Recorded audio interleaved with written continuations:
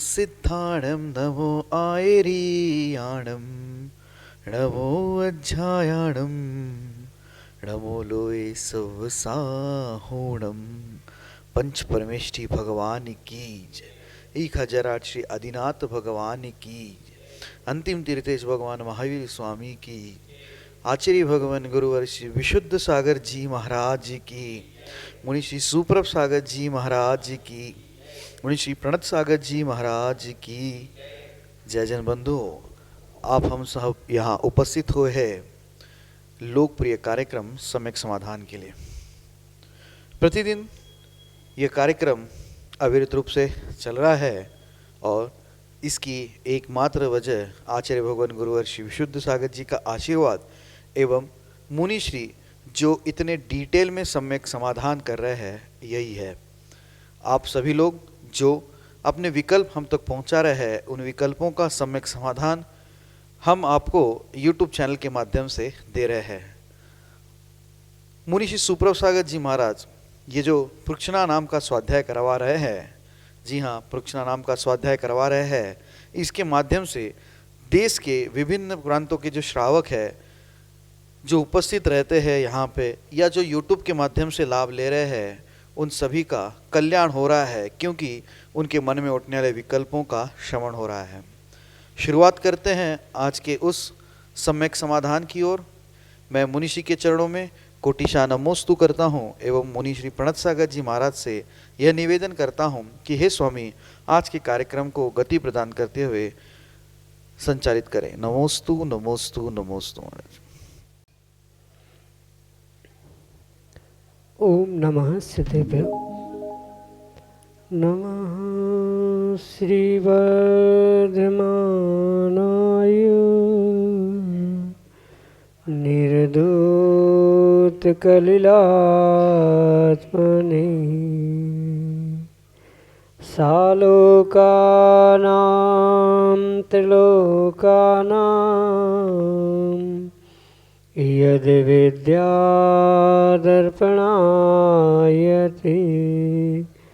यद विद्यादर्पणायते। पंच परमेष्ठी भगवान की। परम पूज्य आचार्य भगवंत गुरुवर विशुद्ध सागर जी मुनि महाराज की। परम पूज्य मुनि श्री सुप्रभ सागर जी महाराज की।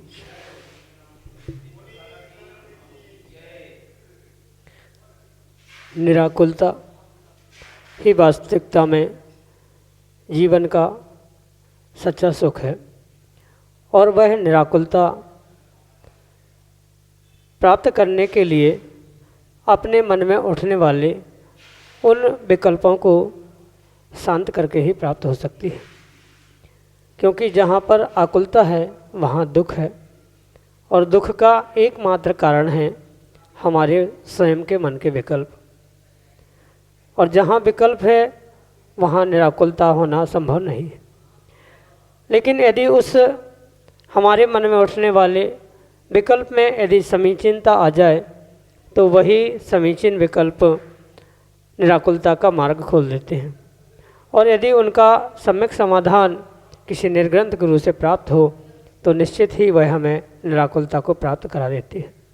ऐसा वह वास्तविक सुख की शाश्वत सुख की प्राप्ति का एकमात्र कार्यकारी उपाय समीचीन विकल्पों का सम्यक समाधान, जो कि हम सभी प्रतिदिन आगम के परिप्रेक्ष्य में परम पूज्य मुनि श्री के मुखारविंद से प्राप्त कर रहे हैं।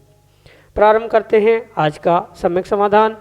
और आज का पहला विकल्प टीकमगढ़ मध्य प्रदेश से पंडित श्री नंदन जैन परम पूज्य मुनि श्री के श्री चरणों में कोटि कोटि नमोस्तु निवेदित करते हुए अपना समीचीन विकल्प रख रहे हैं कि महाराज जी, आचार्य भगवंत समंतभद्र स्वामी ने बताया है कि देह अशुचि है लेकिन वह रत्नत्रय से पवित्र हो जाती है, तो मुनियों के ऐसा क्या है कि जिससे देह को पवित्र कहा है, उसकी अशुचिता कहाँ चली जाती है? हमारे समीचीन विकल्प का सम्यक समाधान करने की अनुकंपा करें। नमोस्तु महाराज जी, नमोस्तु। ओम नमः सिद्धम। परम पूज्य आचार्य भगवान गुरुवर विशुद्ध सागर जी महाराज की।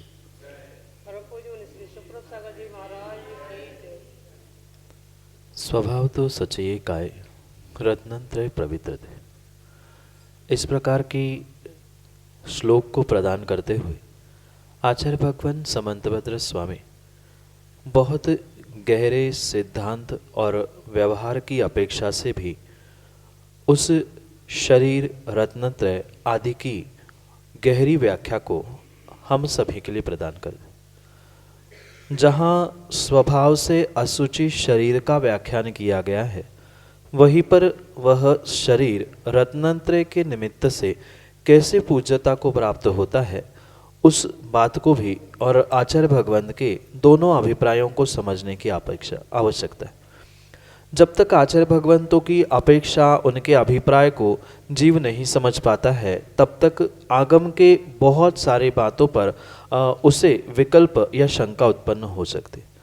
इसलिए पहली बात तो ये समझने योग्य है पंडित जी कि आगम में आचार्य भगवंत ने लिखा है तो वह परम सत्य है, और परम सत्य होने पर भी ये हो सकता है कि कदाचित श्रद्धा होने पर भी समझ में नहीं आ रहा है। तो उस श्रद्धा को प्राप्त करने के लिए हमें निश्चय और व्यवहार दोनों की अपेक्षा को समझने की बहुत आवश्यकता।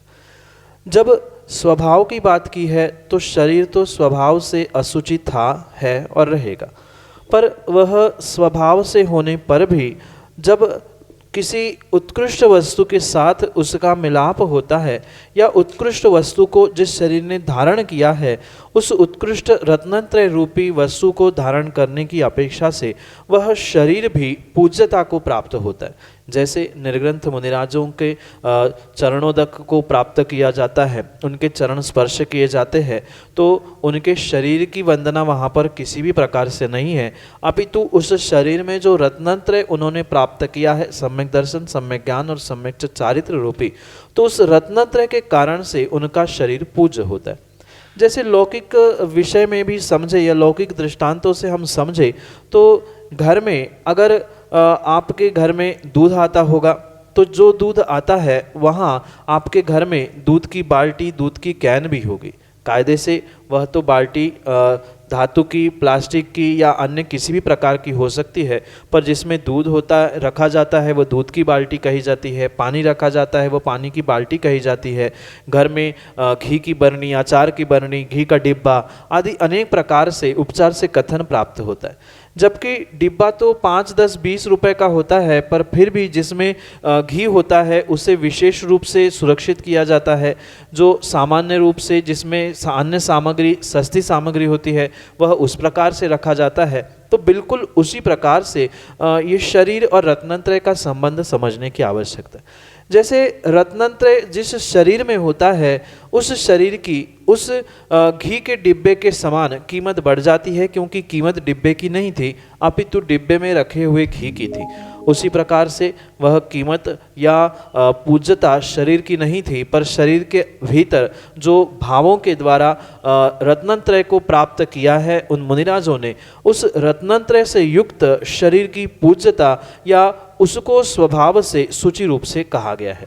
किसी भी प्रकार से रत्नत्रय शरीर में धारण करने से या शरीरधारी ने रत्नत्रय प्राप्त करने से शरीर की अशुचि पूर्ण रूप से दूर नहीं हुई है, पर फिर भी बंधित को पारणा में कौच यानी जिसके शक्त्यांश सर्वाधिक होते हैं वह दूसरे को अपने रूप परिणत कर लेता है। ये भी आचार्य भगवत उमा स्वामी का जो सूत्र है उससे समझने की आवश्यकता है। वहाँ भावों की विशुद्धि के द्वारा जो भाव रत्नत्रय को जीव ने प्राप्त कर लिया है, मुनिराजों ने प्राप्त कर लिया है, उस विशुद्धि के कारण से जो शरीर मलिन था, स्वभाव से असुचि था, वह उस शुद्ध या उत्कृष्ट रत्नत्रय के निमित्त से कथनचित पूज्य हो जाता है। ये अनेकांत की अपेक्षा से, नयों की अपेक्षा से समझने की आवश्यकता है। इसलिए ये किंचित भी भूल ना करें कि रत्नत्रय के कारण से बिल्कुल वह शरीर ऐसा पूज्य हो जाता है, उसकी अशुचि कहीं भाग जाती है। अशुचि दूर नहीं होती, पर अशुचि शरीर में भी उत्कृष्ट वस्तु रखने से, जैसे सामान्य डिब्बे में भी उत्कृष्ट घी जैसी सामग्री सामग्री रखने से वह डिब्बे की भी कीमत बढ़ जाती है, उसी प्रकार से वह उत्कृष्ट रत्नत्रय को धारण करने वाले मुनिराज को शरीरों को उत्कृष्ट रूप से स्वीकार किया जाता है। मात्र रत्नत्रय होते हुए ही नहीं, अपितु रत्नत्रय मतलब आत्मा निकल जाने के बाद भी जिस शरीर में रत्नत्रय धारण करने की शक्ति थी या जिस शरीर ने रत्नत्रय को धारण किया था, ऐसे उस रत्नत्रयधारी मुनिराजों के शरीर मृत अवस्था के बाद भी पूज्यता को प्राप्त होते हैं, क्योंकि उसी से ही उन्होंने रत्नत्रय की साधना की थी। ये एक शरीर उस रत्नत्रय की आराधना के लिए निमित्त भूत था और उस निमित्तों के द्वारा ही उन्होंने रत्नत्रय जो कि पूज्य था उसकी आराधना की थी। इस सभी कारणों के निमित्त से वह स्वभाव से असुचि होने पर भी उसे पूज्यता देते हुए उस शरीर को पूज्य कहा गया है। असुचि दूर नहीं गई, पर उससे उत्कृष्ट रत्नत्रय वहाँ पर प्राप्त होने के निमित्त से उसे पूज्यता मिलती है। यही आपके लिए सम्यक समाधान। संप्रदाय जैन गजपंथा नासिक महाराष्ट्र से परम पूज्य मनीषी के चरणों में बारंबार नमोस्तु निवेदित करते हुए अपना समीचीन विकल्प रख रहे हैं कि महाराज जी 13वें गुण स्थान वर्ती सभी जीव 18 दोष रहित 46 गुण सहित और 1234 चारित्र गुण मंडित अरिहंत जी होते हैं क्या? हमारे समीचीन विकल्प का सम्यक समाधान करने की अनुकंपा करें। नमोस्तु महाराज जी, नमोस्तु।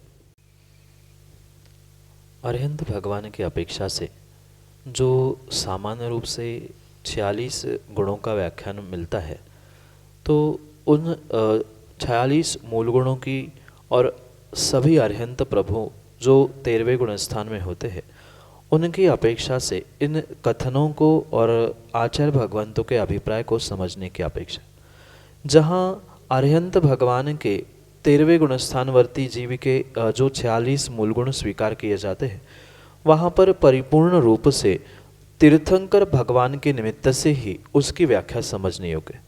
क्योंकि जो जन्म के अतिशय, देवकृत अतिशय, केवल ज्ञान के अतिशय, प्रातिहार आदि आदि के निमित्त से जो ये 46 मूल गुण प्रकट होते हैं, तो उन 46 मूल गुणों के प्रकट करने के लिए परिपूर्ण रूप से शक्ति तीर्थंकर भगवान के ही पास होती है। सामान्य अरिहंत, सामान्य केवली के पास किसी भी प्रकार से सभी गुणों को प्रकट करने की शक्ति होती ही नहीं है। इसलिए विशेषता से जो 13वें गुण स्थानवर्ती जीव होते हैं, वे 18 दोषों से रहित तो होते ही है। जब तक 18 दोषों से रहित नहीं होंगे तब तक वे 13वें गुणस्थानवर्ती अरिहंत नहीं बनेंगे। पर जो 46 मूल गुणों का व्याख्यान प्राप्त होता है, वह तीर्थंकर भगवान अरिहंत भगवान के निमित्त से ही होता है। सामान्य केवली आदि के निमित्त से वह प्राप्त नहीं होता है। और इसी कारण से ये बहुत अच्छे से समझने की आवश्यकता है कि जो देवकृत 14 अतिशय विशेष रूप से कहे जाते हैं, वह सामान्य केवली के प्रकट नहीं होते हैं, क्योंकि जो समोषण लगना ये मात्र तीर्थंकर भगवान के निमित्त से ही कहा जाता है। साथ में जो सामान्य केवली होते हैं उनके निमित्त से गंधकुटी तो लगती है, पर समोषण की रचना मात्र तीर्थंकर भगवान के निमित्त से ही होती। जैसे इस दोनों में अंतर है, बिल्कुल इसी प्रकार से यहाँ पर उनके अन्य भी उन 46 मूल गुणों की अपेक्षा से अंतर है, ये भी समझने की आवश्यकता है। इसलिए सभी तीर्थंकर भगवान के 46 गुण तो होते हैं, पर सभी अरिहंत भगवान जो कि सामान्य केवली, उपसर्ग केवली, अंतकृत केवली आदि की अपेक्षा से भिन्न भिन्न प्रकार के कहे गए हैं, उन सभी केवली भगवंतों के 46 गुण होते ही है, जरूरी नहीं है। पर जो तीर्थंकर केवली रूपी 13वें गुण स्थानवर्ती अरिहंत भगवान हैं, उनके निमित्त से ये 46 गुण अवश्य ही देखने में आते हैं। और रही बात 1234 जो चारित्र के गुण कहे गए हैं, तो वे चारित्र के गुण तो उन्हें प्रकट हो जाएंगे, पर जो मूल गुण के रूप में 46 स्वीकार किए गए हैं, वे मात्र तीर्थंकर अरिहंत या तीर्थंकर केवली के निमित्त से ही समझने योग्य है। सामान्य केवली, सामान्य अरिहंतों को उन पूर्ण गुणों की प्राप्ति नहीं होती है, पर उनके वह चारित्र के गुण और साथ साथ परिपूर्ण रूप से उनके 18 दोषों का नाश हो जाना, ये तो सभी अरिहंतों का होता है। पर 46 मूल गुणों का कथन परिपूर्ण रूप से तीर्थंकर केवली की अपेक्षा से ही होता है। यही आपके लिए सम्यक समाधान। अगले समीचीन विकल्प के लिए मड़ावरा उत्तर प्रदेश से श्रीमती सुषमा जैन ऑडियो मैसेज के रूप में हमारे सामने। दुई मुनि मुनिराजों के चरणों में मेरा मेरे परिवार की ओर से बारंबार नमोस्तु नमोस्तु नमोस्तु। गुरुवर, मेरे छोटे बेटे का प्रश्न है कि बेईमान व्यक्ति सुखी और ईमानदार व्यक्ति दुखी क्यों होता है? मेरा सम्यक समाधान कीजिए। नमोस्तु गुरुवार, नमोस्तु नमोस्तु। श्रीमती सुषमा जैन, मड़ावरा। ईमानदार व्यक्ति भले ही प्रारंभिक अवस्था में दुखी दिखता है, पर वास्तविकता में वह दुखी हो नहीं सकता।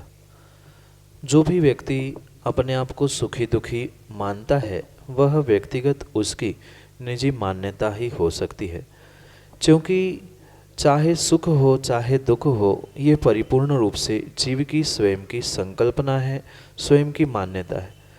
और ये जो बेईमान व्यक्ति को सुखी मानना, ईमानदार व्यक्ति को दुखी मानना, ये भी बिल्कुल व्यक्ति का स्वयं का एक निजी भ्रम ही हो सकता है। क्योंकि जैसे कहा जाता है कि सत्य कितना भी कुछ कर ले, प्रताड़ित तो हो सकता है पर नष्ट नहीं होता, बिल्कुल इसी प्रकार से ईमानदार व्यक्ति पूर्व कर्म के निमित्त से दुखी होता हुआ दिखता जरूर है, पर वास्तविकता में वो दुखी नहीं हो सकता अगर वह वास्तव में ईमानदार है।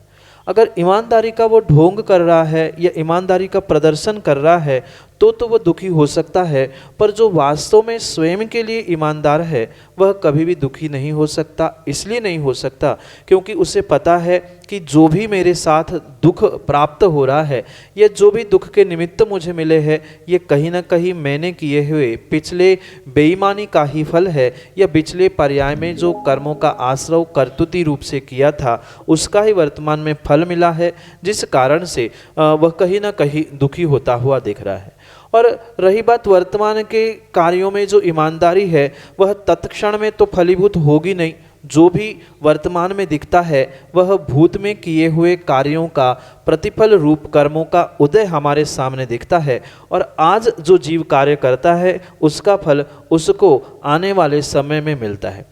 कम से कम कर्म को उदय में आने के लिए उसका जो अबाधा काल कहा गया है, उसके लिए कम से कम 48 मिनट इतना समय तो लगता ही है, और हो सकता है कई कई भव कई कई वर्ष भी कर्म के उदय में आने के लिए लग सकते। इसलिए आज ईमानदारी का पुरुषार्थ करने वाला जीव आज सुखी हो दुखी हो ये भिन्न विषय है, पर आने वाले समय में वास्तव में वह उसके पास ईमानदारी है तो वह आने वाले समय में दुखी हो ही नहीं सकता। और क्वचित कदाचित पिछले तीव्र पाप कर्म के उदय से, जो कि उस समय पे उसने की गई बेईमानी के निमित्त से जो आश्रवबंध कर्मों का किया था, जो वर्तमान में उदय में चल रहा है, ऐसे कर्मों के निमित्त से वह भले ही दुखी होता हुआ दिख रहा है, समझ रहा है, पर उसे ये भान होता है क्योंकि वह वास्तव में ईमानदार है, तो उसे भान होगा कि मैंने पिछली पर्याय में ऐसा काम किया था जिसके निमित्त से आज मैं दुखी हूँ। इस प्रकार से वह अपने ईमानदार भावों के द्वारा उस दुख के दिनों में भी ईमानदारी से दुख को प्राप्त ना करते हुए उसमें भी सुखी होने का प्रयास करता है, या दुखों को अपनी कर्तुति अपनी भूल मानते हुए पुनः मैं वह भूल ना करूं, इस प्रकार के भावों के साथ सुखी होने का पुरुषार्थ करता है। इसलिए ये मान्यता व्यक्ति की तभी हो सकती है जब वह मात्र दुनिया को दिखाने के लिए या दूसरों के लिए ईमानदारी को प्राप्त कर रहा है या ईमानदार है, पर जो निजी रूप से स्वयं के लिए ईमानदार है वह कभी भी दुखी ना हुआ था, ना है, ना होगा।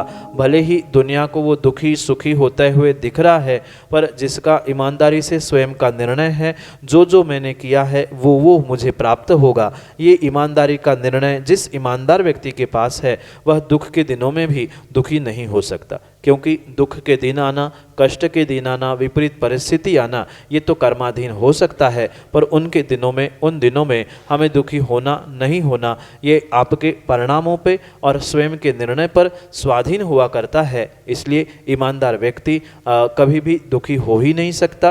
पिछले कर्मों के निमित्त से दुख का उदय, कर्मों का उदय होने पर भी वह ईमानदार है, इसलिए वह दुखी न था, न है, न रहेगा। यही आपके लिए सम्यक समाधान। मयंक जैन, नौगांव, मध्य प्रदेश से अगले समीचीन विकल्प के साथ हमारे सामने। नमोस्तु गुरुवर, नमोस्तु। आपके चरणों में सत्सत नमन। मेरा प्रश्न यह है कि दो स्रोतों से प्राप्त जल पहला हैंडपम्प या अन्य किसी स्रोत से प्राप्त हुआ जल, दूसरा स्रोत हमारा कुएं से प्राप्त हुआ जल। इन दोनों को जल को एक साथ मिलाने पर क्या जीव राशि उत्पन्न होती है या अनछने पानी का हमें दोष लगता है? कृपया समाधान करें।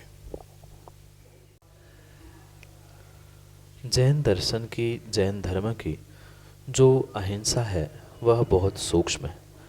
जहाँ सभी प्रकार के अहिंसा का विराम होता है, वहीं पर जैन धर्म की अहिंसा प्रारंभ होती है। इसलिए ये अवश्य समझे, जो 2 प्रकार के स्तोत्रों से प्राप्त हुआ जल है, अगर उसे किसी भी प्रकार से हम एकत्र कर रहे हैं, मिला रहे हैं, तो परिपूर्ण रूप से वहाँ पर हिंसा अवश्य ही होती है। क्योंकि स्वाभाविक सी बात है, जब हमारे आचार्य भगवंतों ने ये स्पष्ट लिखा है कि एक कुएं का पानी अगर दूसरे कुएं में भी डाला जाता है तो वहाँ पर जीवों की प्रचंड राशियों का घात होता है, हिंसा होती। क्योंकि प्रत्येक कुएं में रहने वाले जो जीव है वह उसी पानी के प्रकार से, उस क्षेत्र, उस स्थान की अपेक्षा से भिन्न भिन्न प्रकार के होने से किसी भी प्रकार से 2 कुएं का पानी भी, भले ही वह दोनों का स्रोत एक ही था, ऐसे 2 भिन्न भिन्न कुएं का पानी भी एकत्र कर रहा है तो वह भी परिपूर्ण रूप से हिंसा का दोष अवश्य ही लगेगा। और फिर तो विशेष रूप से जहाँ भिन्न भिन्न प्रकार के जल स्रोत है, नल का, बोर का पानी, नल का पानी, कुएं का पानी, हैंडपंप का पानी, अनेक प्रकार के इन जल स्रोतों को अगर उनके जल को एकत्र रूप से किया जा रहा है या उनको एक साथ किया जा रहा है तो वहाँ परिपूर्ण रूप से हिंसा का ही दोष लगेगा। इसमें शंका विकल्प करने की बिल्कुल भी आवश्यकता नहीं। भले ही वह छानना, अनछानना, अनछने पानी का, छने पानी का आदि का विकल्प होना हो, भिन्न विषय है, पर छने हुए पानी को भी मिलाने से, अनछने पानी मिलाने से भी परिपूर्ण रूप से वहाँ पर हिंसा अवश्य मात्र होती है। इसलिए इन कार्यों से श्रावक को परिपूर्ण रूप से बचने की आवश्यकता है, क्योंकि प्रत्येक जल का परिपूर्ण रूप से जीवों की राशि को उत्पन्न करने का अपना अपना भिन्न प्रकार हुआ करता है। जैसे बरसात के पानी का जो जीवाणु होंगे वह जीव भिन्न होंगे, हैंडपंप के पानी के जीव भिन्न होंगे। भले ही सभी पानी उस जमीन से ही निकल रहा है, पर हैंडपंप और बोर के द्वारा जो जीव पानी को निकाला जाएगा, पहली तो बात वहाँ पर परिपूर्ण रूप से प्रचंड मात्रा में वही जीवों को कुचल कर पानी को लिया जा रहा है, तो वो कितना ही छाना जाए तो वो शुद्ध हो नहीं सकता, वहाँ अनछने पानी का ही प्रयोग करने का दोष लगेगा। और फिर ऐसे बोर या हैंडपंप से निकाले गए अनछने पानी को कितना ही कुएं के छने हुए पानी के साथ मिला लो, वहाँ भी अनछने का दोष लगेगा। इसलिए छाना हुआ पानी वही माना जाता है आगम के परिप्रेक्ष्य में जो जिस स्रोत से या जिस प्रकार से पानी को निकाला है उसी स्थान पर पुनः उस जीवों की विलछानी पहुँच रही है तो ही वह छना माना जाता है, अन्यथा वह अनछना ही स्वीकार किया जाता है। इसलिए जिस कुएं से निकाला पानी उसी कुएं में पुनः पहुंच रहा है तो ही उस विलछानी के निमित्त से उस जल को छना हुआ कहा जा सकता है, अन्यथा वह अनछना ही कहा जा सकता है। इसलिए इस सभी बातों को समझते हुए ये अवश्य मात्र समझे कि किसी भी प्रकार से भिन्न स्तोत्रों का और एक ही स्तोत्र का अगर जल किसी अन्य स्थानों के निमित्त से, अन्य कारणों के निमित्त से एकत्र किया जा रहा है, इकट्ठा किया जा रहा है, वहाँ परिपूर्ण रूप से हिंसा है। इसमें किसी भी प्रकार का विकल्प, शंका नहीं है। यही आपके लिए सम्यक समाधान। जिनेंद्र जैन, नौगांव, मध्य प्रदेश से अगले समीचीन विकल्प के लिए हमारे सामने। धर्ममय कैसे हो जबकि ये रोग लगता है? रोग है ही महाराज, धीरे धीरे रोग ग्रसित हो जा रहे हैं। इस संसारी जीव को जन्म, जरा और मृत्यु रूपी तीनों रोग लगे, और स्वाभाविक सी बात है कि जो जन्मता है उसकी मृत्यु है, और मृत्यु है तो कहीं ना कहीं किसी प्रकार से उस मृत्यु को प्राप्त करने के लिए बुढ़ापा भी अवश्य ही प्राप्त होगा।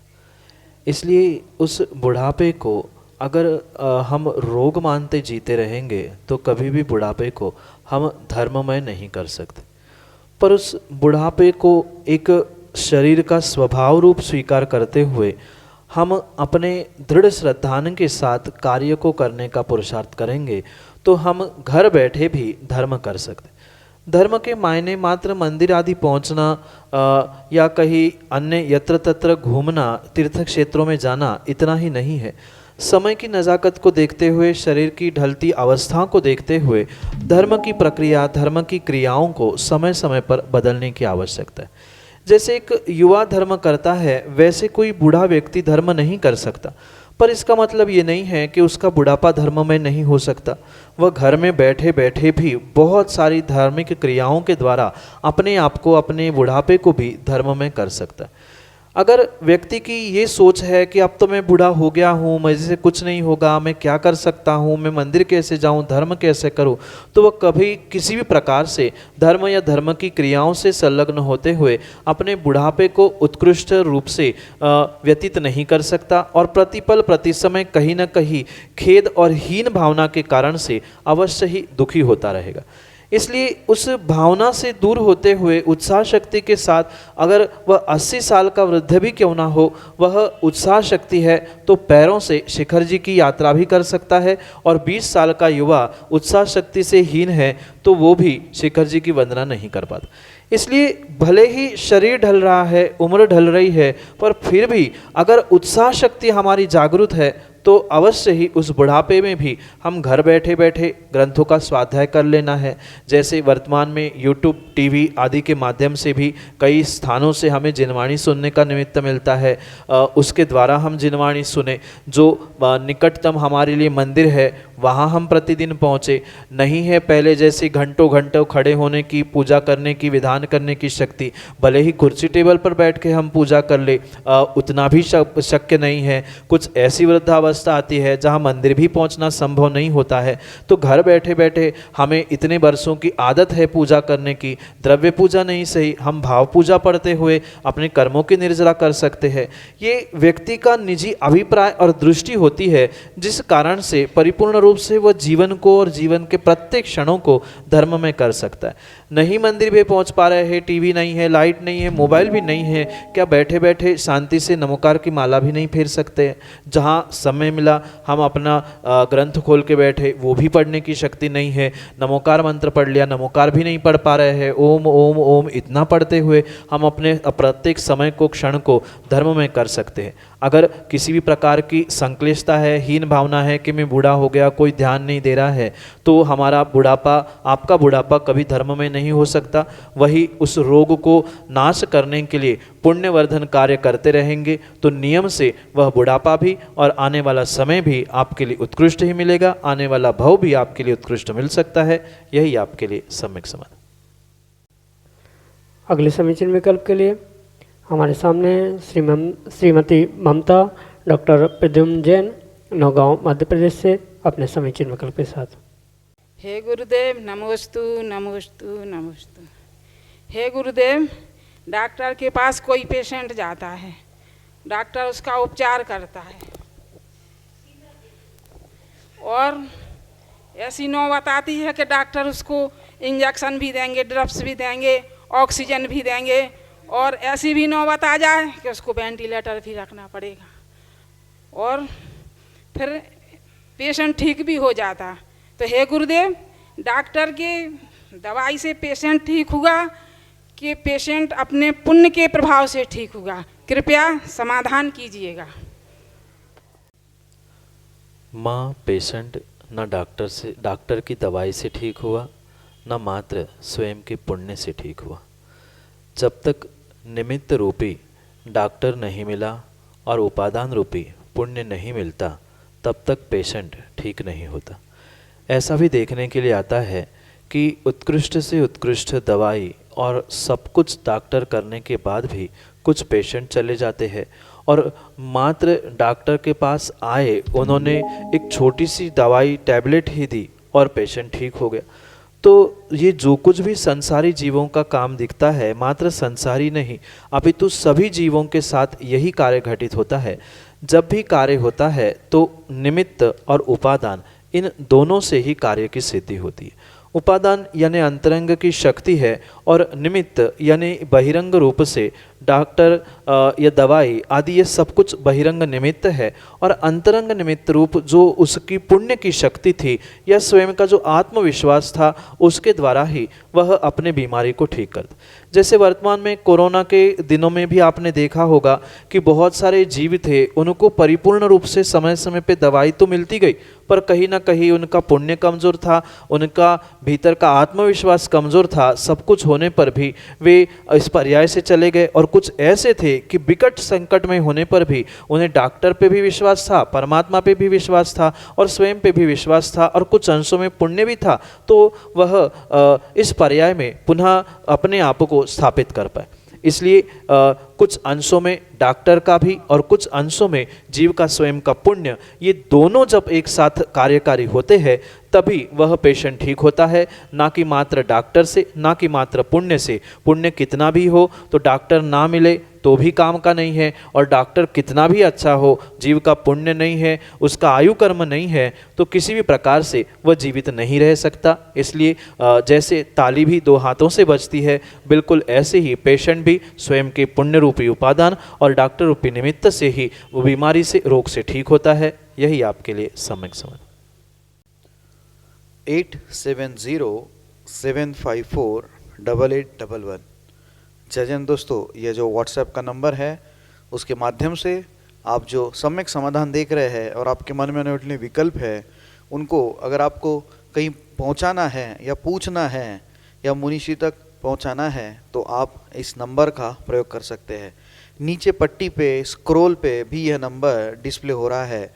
आप इसके माध्यम से हमने विकल्प हम तक पहुंचा है। अगर कोई लिख नहीं पाता है, टाइप नहीं कर पा रहा है व्हाट्सएप पे, तो आप एक कागज़ पे अपना नाम, शहर का नाम एवं अपना विकल्प लिख के उसका फ़ोटो खींच के हमें भेज सकते हैं, या आप ऑडियो मैसेज, टेक्स्ट मैसेज के भी द्वारा, मतलब वीडियो मैसेज के द्वारा भी अपना विकल्प हम तक पहुंचा सकते हैं। मुनीषी तक एकत्रित करके वह विकल्पों का सम्यक समाधान हम सभी प्रदान प्राप्त करेंगे। प्रतिदिन 5:13 पे यूट्यूब चैनल सुप्रभात के माध्यम से ये कार्यक्रम प्रसारित होता है। आप सभी लोग घर बैठे यूट्यूब के माध्यम से भी इस कार्यक्रम का लाभ ले सकते हैं। प्रतिदिन शाम को 7:40 पे जिनवा टीवी के माध्यम से मुनीषी के प्रवचन प्रसारित होते हैं। आप लोग घर बैठे रत्नमाला इस ग्रंथ का स्वाध्याय करते हुए मुनीषी के प्रवचन के लाभ ले सकते हैं। आज के लिए इतना ही। यूट्यूब चैनल सुप्रभात को आप सब्सक्राइब करिएगा, लाइक करिएगा एवं शेयर करिएगा, ताकि अन्य लोग भी इसके माध्यम से लाभान्वित हो। आज के लिए इतना ही। मुनीषी के चरणों में कोटिशा नमोस्तु करते हुए आज का कार्यक्रम यहीं पे समाप्त करते हैं। नमोस्तु नमोस्तु नमोस्तु।